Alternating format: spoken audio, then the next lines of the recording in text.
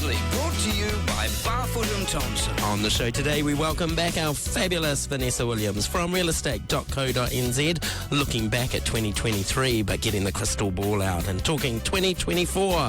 Welcome to Property Matters. Welcome along to another Monday. Weather's changing a little bit here in Auckland. It's that sudden feeling, isn't it, Vanessa, that summer may leave us. Oh, kia ora, Stephen, and kia ora to all of our listeners. Oh, my goodness, what happened to summer? I know. Although, family saying, but the gardens need it, Yes, the plants are happy. They probably do. But I'd like it to come back for a few more weeks yet. I like that feeling of summer to last till Easter if we can. I agree, and we've got an early Easter this year, 29th of March. We have. So then it's not much to ask for, surely. Oh, I agree. Totally agree. Not much to ask for at all. So lovely to have you back.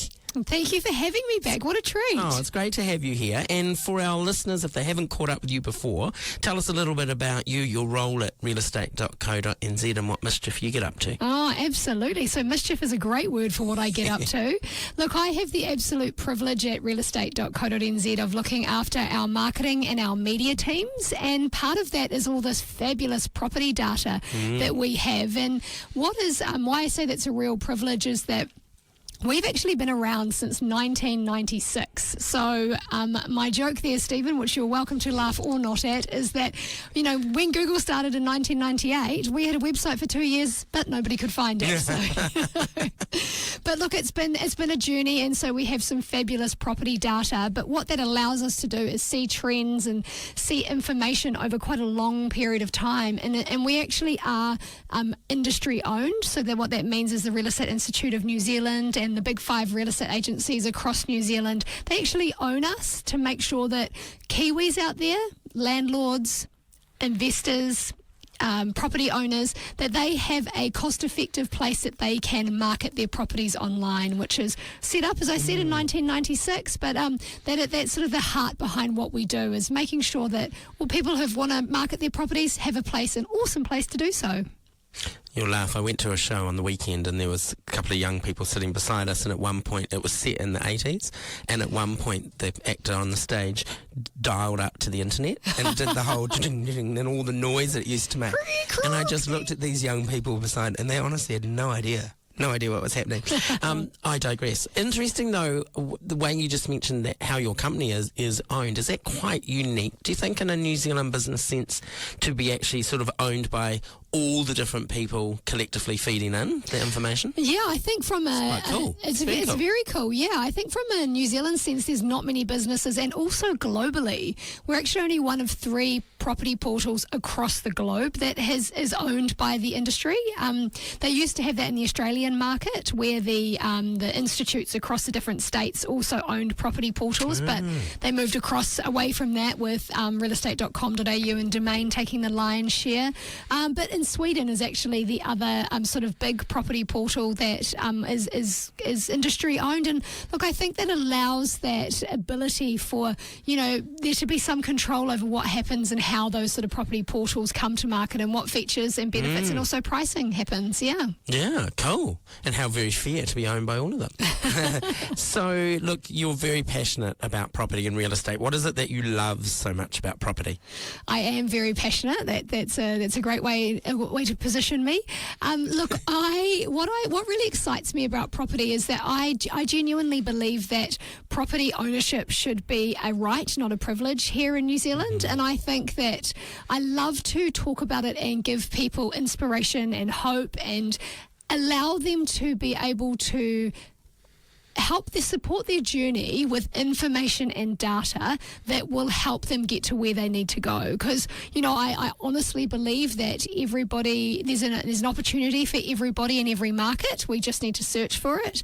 And I love the fact that it is part of our DNA as Kiwis. I mean, I quite often write in our releases and the like saying, Kiwis definitely have a love affair with property, and that hasn't gone. And I think, COVID tells us that. We saw some remarkable increases over that time because, as I said, what do Kiwis love? property and travel. We couldn't travel, so there was a very concentrated love for that property. But I think that we see it as part of our DNA here in New Zealand. And, you know, I can't turn up to a barbecue and somebody goes, "Oh, Vanessa, I wanted to talk to you. Is it a good time to buy?" Is it, you know, so and I love talking to people, helping people, but underpinning that with the experts and the data to help them to make those decisions, I think is really important as well. Look, I often joke you're the queen of data, and I've got this vision of you sitting at work and at home with multiple Excel spreadsheets keeping the Microsoft world alive. I could be totally wrong, might just be a vision. But how do you gather all this data for the reports? Yeah, great question. You're not too far off with that vision there, Stephen. I might have a tiara on my head as well. Just look a little bit fancy with my Excels. For tomorrow, team, if you're listening, yeah.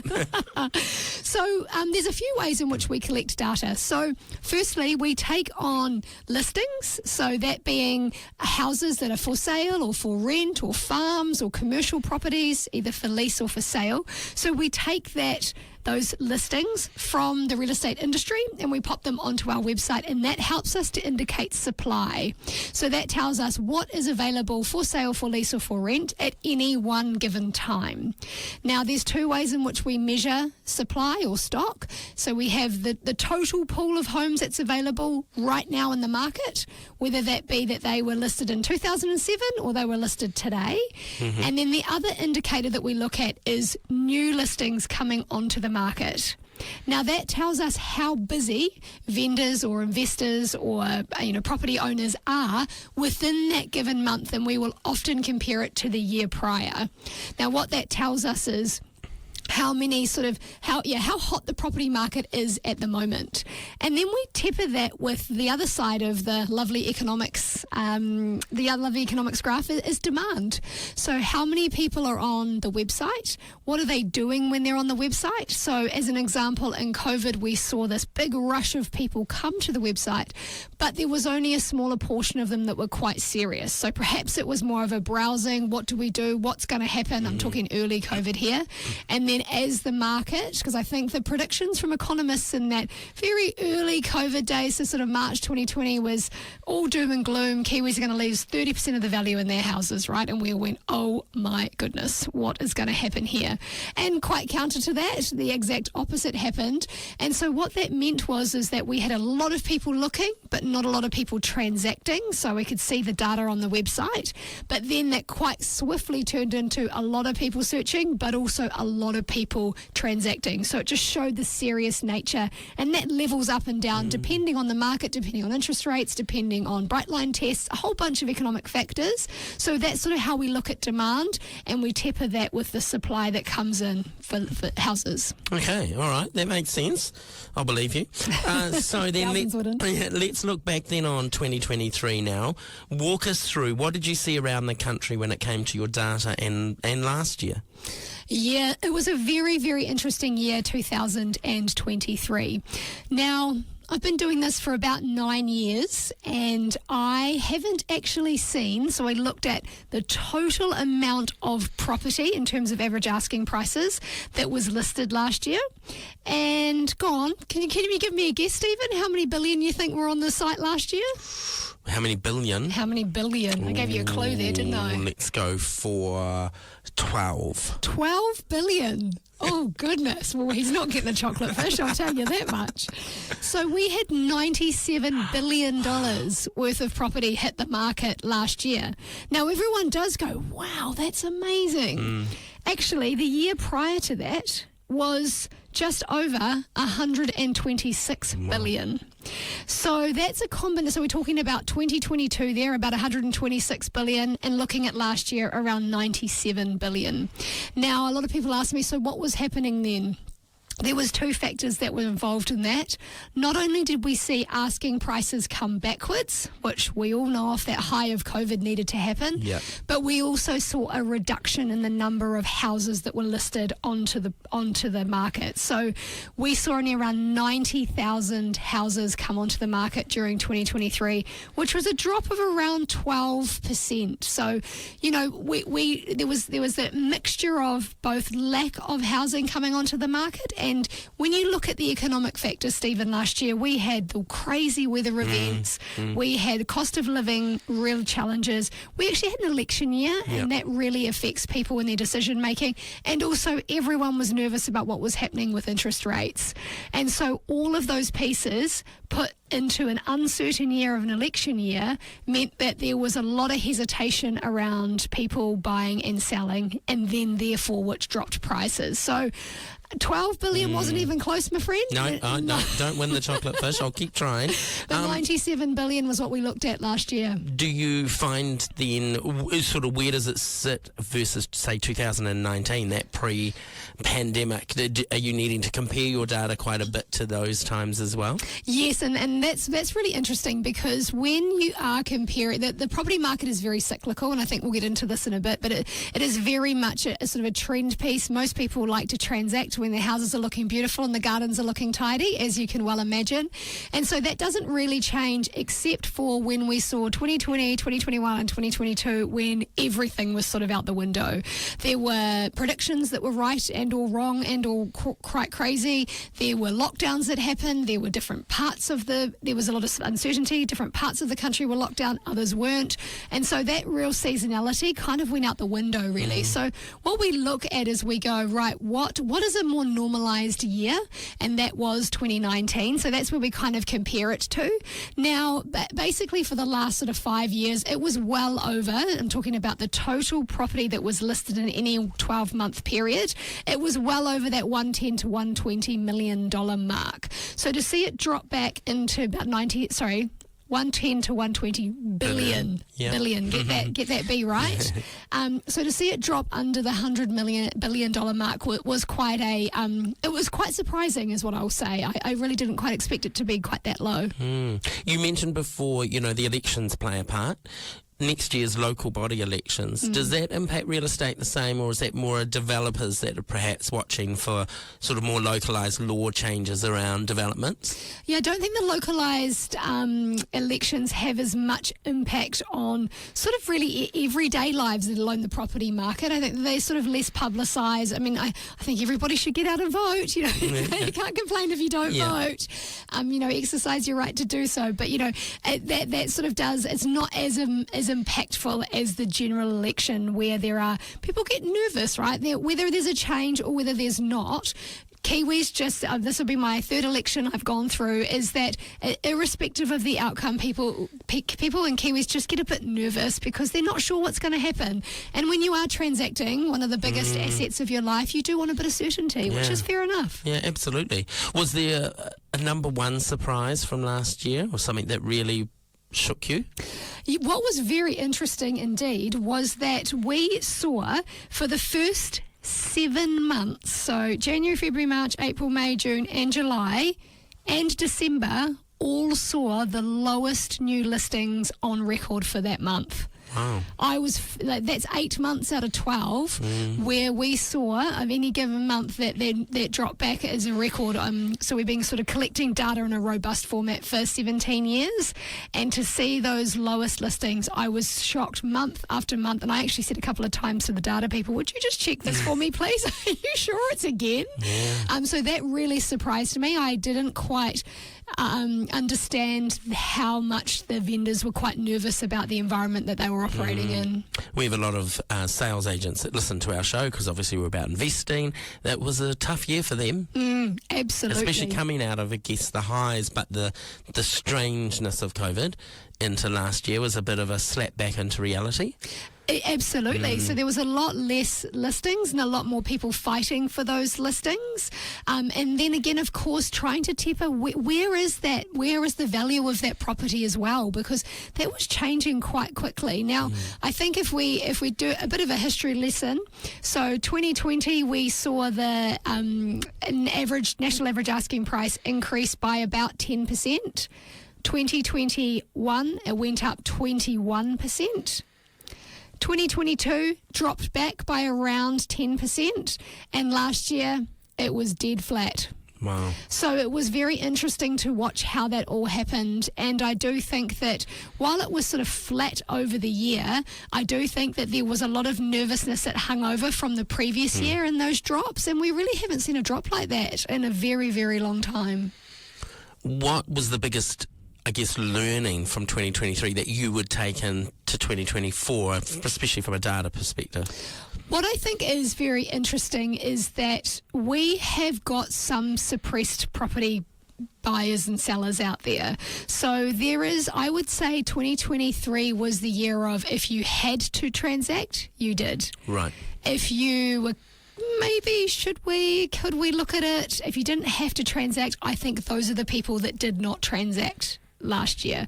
So what I would say is, and looking at the last 2 months, because goodness, how are we at March? Almost on Friday. Frightening, yep.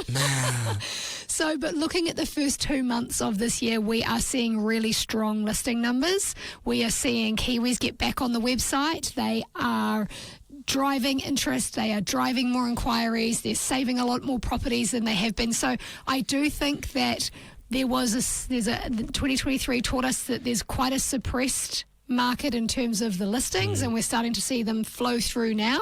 I wouldn't say it's a dam burst just yet. Yeah. I think there's a few economic factors that are holding that back, but absolutely I think we've got some transactions that need to happen, and they look like they're coming to market already. Good. I wonder how many people raided the deposit that they were saving last year just to travel. And when actually we just need to do it. We've been cooped up for a few years, but also with a few things happening around the world, there's also that actually let's go now while we can and just make sure, and I do wonder how many deposits that might have been close just got raided, especially younger ones.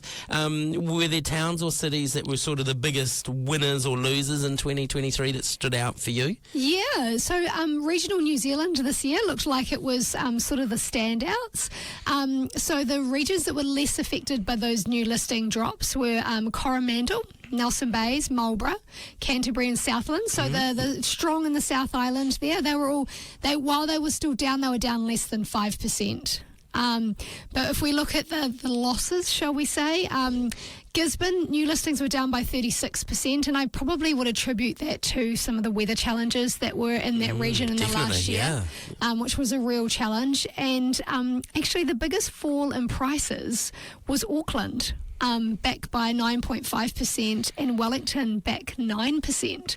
And so that's really interesting, because typically when we see a shift, we do see the major centres go first, and then regional New Zealand kind of catches up a little bit afterwards. But the only thing I will say is that the one that continues to surprise me, that will just not play ball with any trend that is going across any other region in New Zealand, is Central Otago Lakes District.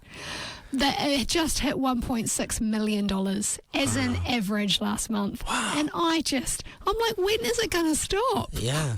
Brilliant. Some people who invested a few years ago will be smiling. They'll have huge smiles. My goodness. And you think about that, because Auckland's sitting around 1.15 million. So there's almost 500,000 delta between that region and our biggest economic powerhouse, which is quite phenomenal, really. Hugely.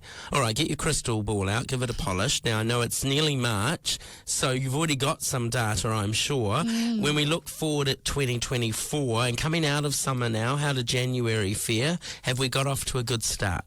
We have actually. We came out of the blocks hot, which was great, genuinely great to see.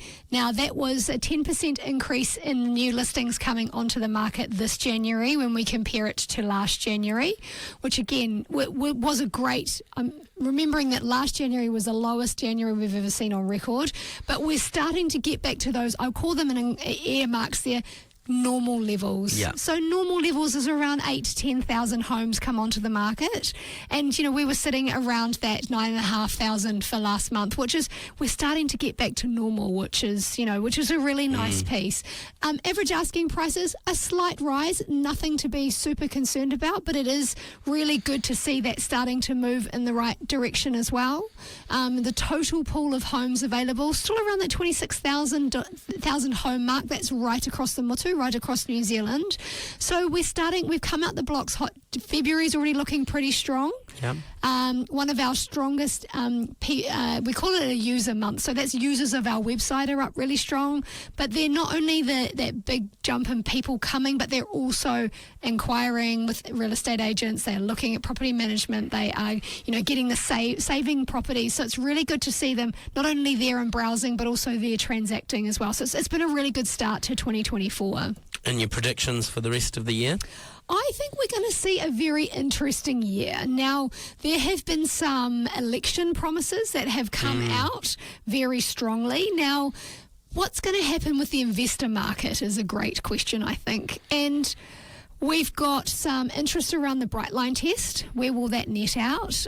We've also got the interest deductibility. How is that going to fare, and when is that actually going to change? Is it going to do a phased rollout or phased roll-in, should I say? There is also the talk around the debt-to-income ratios, which are looking potentially around middle of the year. So there's a lot of chat about different areas. And what I will say is that over the past few years, there has been rules in place that have suppressed our investor market. So we have seen that there have been less investors in the market, and actually the first home buyers are kind of taken over. They've gone, right, well, if I'm not having to compete with an investor, I'll go and get myself a property, which again, wonderful. I think that's awesome to get people on the ladder. But now, how will that change? And I think that's going to be a very interesting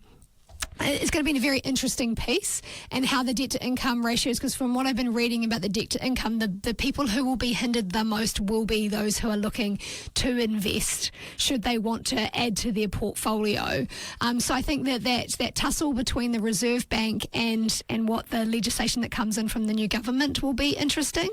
But I mean, it's been good. We've had some fantastic, few months of first home buyers getting onto the ladder, which I think is positive again. That's great. Yeah, it is really good. And I think what is going to happen with interest rates? I mean, that's a $64,000 question, really, isn't it? I did see that BNZ this week, or in the last few days, have decided to go early. I mean, slight decreases, but they have seen that. And I believe we're down for another OCR review on Wednesday, aren't we? So all of those factors are going to be really interesting. So much plays into your data. Do you see trends that could say, like, the best time to buy or sell in a year? Is there certain months that are better than others? Yeah, I think it depends on who you are and your buying personality. Right. Yeah. So when we look at it, transactions are lower in winter. So there are less listings bopping about usually, and there also are typically less buyers. So most people don't want to get out on a rainy Sunday and go and have a look at open homes. So if you're someone who likes a bit more of a quieter market, and again, this is typical, as I said, during COVID, it went all out the window. But typically, if you decide that, look, I'm more of a relaxed buyer, I don't really want to be in a mass amount of competition, and I'm okay with less choice, then perhaps winter is the time for you to transact. However, spring, those sort of people start to get their house ready around September, October and November, great listing months. So if you're after a bit of variety, a bit of choice, you do want to see how houses look when the spring blossoms are out, then that's also a time. And we do like to be in by Christmas. There is something cool about always being in your new home by Christmas. And there's this strange deadline we put on ourselves. Must catch up. Well, then we've got the holidays to do all the things around the house that we've said we want to do. Although I guess sometimes that's vice versa. You use the holidays to get the current house looking amazing to sell. And that would be our last time that it's quite busy, is around that February, March time. So again, a lot of people come home from holiday and go, right, you know what, we need to change. We need an extra bedroom, or we need less bedrooms to vacuum, or we'd like an outhouse, or whatever it might be. So that's another busy listing time that we're right in the peak of, actually, at the moment, at the end of February, beginning of March. We focus a lot on sales when we catch up, but of course you've got a huge other part of your realestate.co.nz, which is the rental side. Are you already seeing any trends or information in that side of the space? What are people looking for, or what sort of numbers are transacting over there? Yeah, the rental space is such a hot market, and I think, as I alluded to earlier, with investors being the rules around investors to kind of suppress that market, I do wonder if it's had a flow-on effect to the lack of investment properties that are in the market, so therefore the lack of homes for those who are looking to rent. Now, we have seen a big jump in the number of people searching on the website in the rental space, especially from overseas. Now, that would probably marry up with our people coming into the country, our immigrant policy, which is, it's been, the numbers have been phenomenal. So we've got a lot of people coming into the country at the moment. And unless they are in Australia or Singapore, you can't actually buy under the Overseas Investors Act without special dispensation. You actually can't buy property here in New Zealand, so they are going to have to come in and rent properties. So there has been a phenomenal amount of visitors to the website, also inquiries on properties. Yep, we're absolutely seeing a lot of that. What I would say as well is that, it's about working out, if you are a renter out there, how is it that you can speak to your local property management and, let them know that you are, get yourself your references ready, make sure that you have got all of your information so that when a property comes up that matches your search criteria, that, you're top of the pile and you've kind of got everything ready for, we really love amazing tenants, as we all do, and so it's just making sure you're a step above everybody else in that sector as well, because it is a very, very hot market at the moment. So competitive. And your rental site, similar to your sales, is only licensed property managers or licensed companies are advertising through you, so you're not getting the private landlord space. So it's not at the moment. It's a good filter down to sort of quality property managers. Property management at the moment, it is, We are working out whether you're sort of looking at opening that up in the future, just because what people want is they want to be able to have everything. One-stop shop. And that's where we do sort of sometimes lose out with those consumers, because they're like, well, I want to go somewhere that has all of the one-stop shop. So, it's just about working out the best way to make sure we're satisfying the consumer needs in that space. What we want to make sure is that if you are looking for a property managed property, that it is very obvious on the website, and that you can filter out those, because it's important to some people that they're like, I want to be able to have someone I can contact. And it's that safety sometimes. You just feel safer knowing that person's available 24/7 if needed. And professionally managed, right? It is a professional. I'm not saying that there aren't private landlords that don't do it professionally, but property managers, that is their game, that is their job, and they're there to look after you. So I think it's important that we can offer both for consumers. I love your site because I'm super fussy, so I can go into your filters and go exactly what I need, and then it only brings up 9 listings I need to look at, not hundreds and hundreds, and filter through it. And I love that. Searchability is really good, something you've worked on as a company for a while. And that's something that we pride ourselves on, and we actually have the privilege of doing, because we are not, because we don't have different arms to our business. We are totally dedicated to property. We actually have the privilege of creating all of these fabulous ones. So someone was telling me the other day that they just absolutely love it, because they just can't wrap their head around auctions and negotiations. And I said, okay, but on your site I can just search by fixed price offer. I said, well, you're really narrowing your search there, my darling, but if that works for you. But a lot of people don't know that if as an example, if you're a first home buyer and wanting to use your KiwiSaver, so can't transact by auction, you might want to just filter those out of your search, and that our site allows you to do that, which our competitors don't. But we have the absolute privilege of being able to create a site that's just totally dedicated to property. And when your CEO was in last year talking a lot about AI and how that's sort of integrating in there as well, is that something that's continuing to develop? We love using some of the it's just fascinating out there with what you can do. And I think Sarah must have spoken about it, but just even we quite often on rental properties or on homes for sale, there will be a floor plan.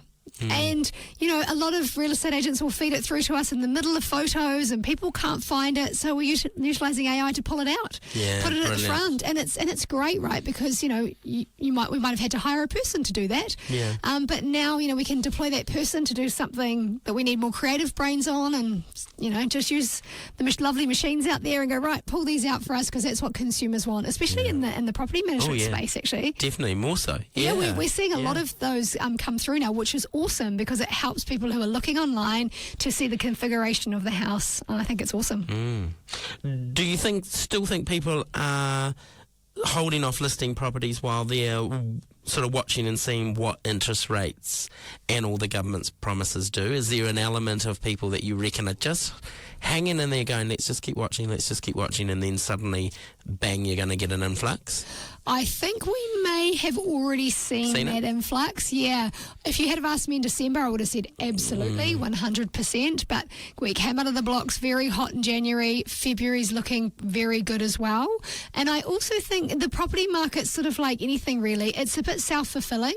So you start to see a few more open home signs. You start to see a few more, signs up for rent or for sale, and then you think, oh, hold up, I didn't see, maybe there is a few, or maybe I'll look online. They're like, oh my goodness, there was more. And then you start to think, well, maybe we need to sell and maybe we need to move a bit quicker. So I think that it's one of those things that, we are starting to see a few more transactions happening, and so therefore people are talking about it a lot more.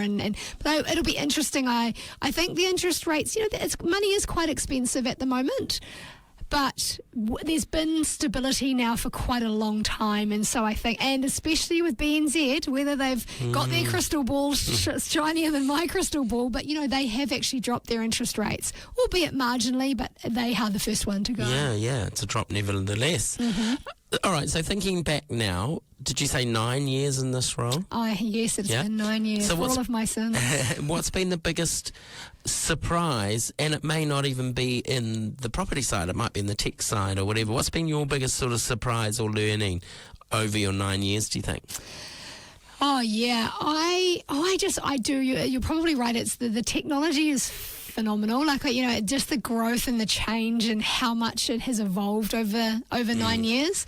I wasn't quite at dial-up stage, but I wasn't too far off it, And I remember in the beginning where everything we did as a business had to be done out of a spreadsheet and done manually, And now with APIs and people sending us information up to the minute, in seconds, that goes on after our site, instantly. I find that fascinating.